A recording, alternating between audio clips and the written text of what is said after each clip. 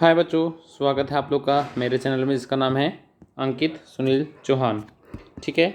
और अगर आप लोग को मेरे वीडियो के अंदर अगर जो कोई भी चैनल के अंदर कोई भी चीज़ अच्छी लगती है तो प्लीज़ आप लोग इसको सब्सक्राइब जो है ज़रूर करिएगा। हालांकि आप राइटिंग पे फोकस मत करिएगा क्योंकि हाथ से लिखा हुआ कुछ ऐसी चीज़ है।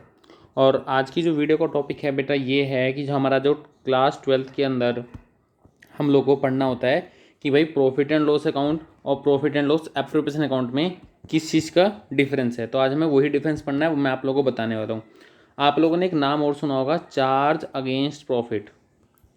और जो चार्ज अगेंस्ट प्रॉफिट क्या चीज़ होती है वो भी मैं जो हूँ इस वीडियो के अंदर आप लोगों के सामने डिस्कस करने वाला हूँ। तो वो चीज़ें क्या होती है भाई, आप लोगों ने एक चीज़ देखी होगी, जिस टाइम पे आप लोग 12th क्लास में रहे होंगे वहाँ पे जो अकाउंट बनाया होगा वो होता है प्रॉफिट एंड लॉस अकाउंट, जो कि हम किसके पर्पज़ से बनाते हैं बच्चों, कंपनी के पर्पज़ से बनाते हैं। उस अकाउंट के अंदर कंपनी के जो है कंपनी के पर्पज़ से जो भी इनकम या जो भी खर्चे होते हैं उन सभी को हम लिखते हैं। ठीक है। और आप लोगों को बहुत अच्छे से पता है कि इसके अंदर जो है ट्रेडिंग बनता है, ट्रेडिंग के साथ में प्रॉफिट एंड लॉस बनता है, फिर एक बैलेंस शीट बनती है, फिर एक आप लोगों के लिए बैलेंस शीट बनती है। तो कुछ मिला के जो है ये जो अकाउंट बनाया जाता है प्रॉफिट एंड लॉस, ये इनकम एंड एक्सपेंसेस जो बिजनेस के रिगार्डिंग नोट किया जाता है। वहीं अगर मैं आप लोगों से बात करके चलूँ कि प्रॉफिट एंड लॉस एप्रोप्रिएशन क्या होता है, तो बच्चों एप्रोप्रिएशन का मतलब होता है किसी भी चीज़ का डिस्ट्रीब्यूशन, बंटवारा। और बंटवारा किस चीज़ का होता है कि जो प्रॉफिट, सुनो यहाँ पे, हम लोग 11वीं क्लास में ट्रेडिंग बनाते थे, फिर P&L बनाते थे और फिर उसके बाद सीधा बैलेंस शीट बनाते थे। क्योंकि इस प्रॉफिट को हम सीधे, इस वाले प्रॉफिट को हम सीधा क्या करते थे, यहाँ पे कैपिटल में जाके जोड़ देते थे, अगर आप लोग को याद हो। लेकिन उसी चीज़ के बीच में एक अकाउंट और बनता है जिसका नाम होता है profit and loss appropriation account. ठीक है। ये कहाँ बनता है, ये बनता है नॉर्मली आप लोग की कंपनियों के अंदर और पार्टनरशिप के अंदर। इस अकाउंट में होता क्या है कि जो भी प्रॉफिट आपका यहाँ से नेट प्रॉफिट के रूप में ट्रांसफ़र होता है वो डायरेक्टली हम बैलेंस शीट में ट्रांसफ़र ना करके हम सीधे सीधे प्रॉफिट एंड लॉस में ट्रांसफ़र करते हैं, profit and loss appropriation account में। अब प्रॉफिट एंड लॉस अकाउंट में ट्रांसफ़र कर दिया भैया, यहाँ पे आ गया हमारा नेट प्रॉफिट आ गया। ठीक है बच्चों, मैं आप लोग यहाँ पे कोई जर्नल एंट्री की बात नहीं कर रहा हूँ, मैं सिर्फ जर्नल कॉन्सेप्ट की बात करके चल रहा हूँ। नेट प्रॉफिट हो गया। अब जो नेट प्रॉफिट ट्रांसफ़र होता है उसी प्रॉफिट में से हमें पार्टनर्स को कुछ पे करना होता है, जैसे कि इंटरेस्ट ऑन कैपिटल पे करते हैं, वो हमारा किसका पार्ट है, एप्रोप्रिएशन का पार्ट है। कहाँ से दिया जाता है बच्चों, नेट प्रॉफिट में से दिया जाता है। उसके बाद हमें सैलरी पे करनी होती है, सैलरी के बाद हमें जो है कमीशन जो होता है, कमीशन उनको पे करते हैं। बच्चों मैं फिर बोल रहा हूँ, प्लीज़ राइटिंग की तरफ फोकस मत करना, बस आप लोग समझना कि जो मैं बोल रहा हूँ वो आप लोग को समझ में आ रहा है या नहीं आ रहा। ठीक है, कमीशन हो गया। और एंड में जो बच जाता है, जो प्रॉफिट बच जाता है, उस प्रॉफिट का जो नाम होता है हम लिखते हैं उसको profit transfer. Profit transfer in the partners, जो भी रेशियो गिवन होता है, जैसे कि 3-2 गिवन होते हैं, हम 3-2 के अंदर बांट देंगे, 2-1 के अंदर बांट देंगे, जो भी गिवन होता है। Profit and loss appropriation account में ये सारे एक्सपेंसेस होते हैं। ठीक है। लेकिन profit and loss appropriation account में एक इनकम भी आती है, उस इनकम का नाम होता है इंटरेस्ट ऑन ड्राइंग। बच्चों अगर आप लोग मेरे यूट्यूब चैनल के अंदर जाके सर्च करोगे तो आपको इस चैप्टर की जो है काफ़ी सारी वीडियो मिल जाएंगी। इवन हर टॉपिक जो है मैंने अलग अलग डिस्क्राइब किया हुआ है, कोई भी टॉपिक ऐसा नहीं है जो इस चैप्टर का मैंने कंप्लीट ना कराया हो अपनी बुक के अंदर। फिलहाल ये चीज़ हो गई। दूसरी बात, और बहुत सारी कैसी कैसी बातें होती हैं वो देखना।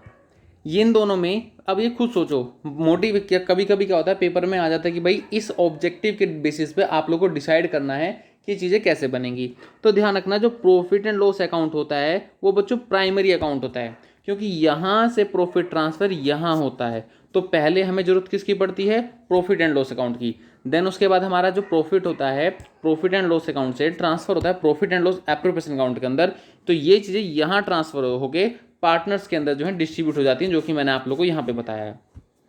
ठीक है। अच्छा, ऑब्जेक्टिव क्या होता है, तो सुनना, यहाँ पे प्रॉफिट एंड लॉस का ऑब्जेक्टिव ये होता है कि कंपनी के पर्पज से या पार्टनरशिप के पर्पज से हमें कंपनी के लिए, कि कंपनी को प्रॉफिट कितने रुपए का हुआ, हमारा सबसे पहला मेन ऑब्जेक्टिव होता है नेट प्रॉफिट निकालने का होता है।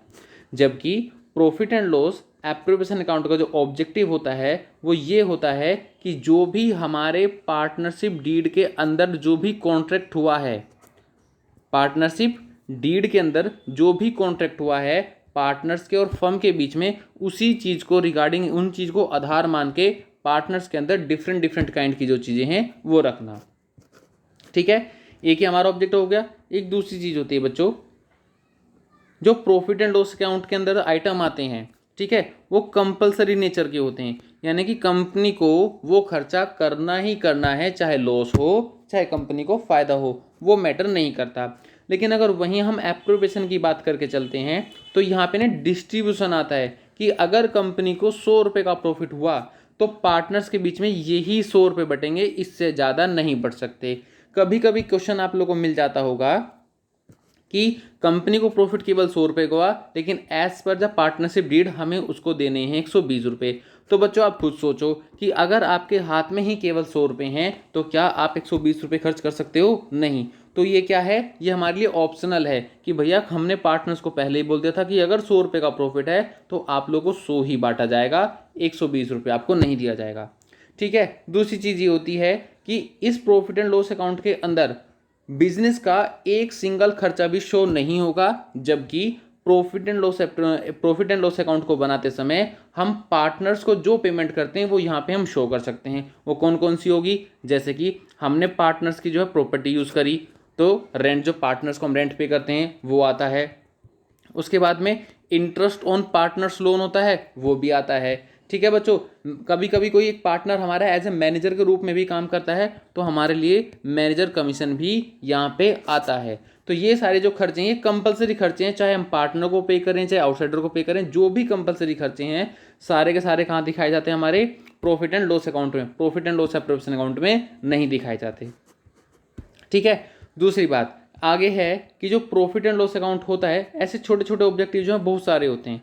प्रॉफिट एंड लॉस अकाउंट में जो होते हैं जितने भी होंगे खर्चे वो सारे दिखाए जाएंगे एक साल के रिगार्डिंग। ठीक है, जितना भी है। अब प्रॉफिट एंड जितने भी, जैसे कि आपकी एक साल की इनकम हो गई, उस एक साल की इनकम को भी दिखाया जाएगा और जो एक साल के रिगार्डिंग खर्चे हैं उसको भी दिखाया जाएगा। इसमें पिछले साल का और आने वाले साल का कोई भी लिंकअप नहीं होता।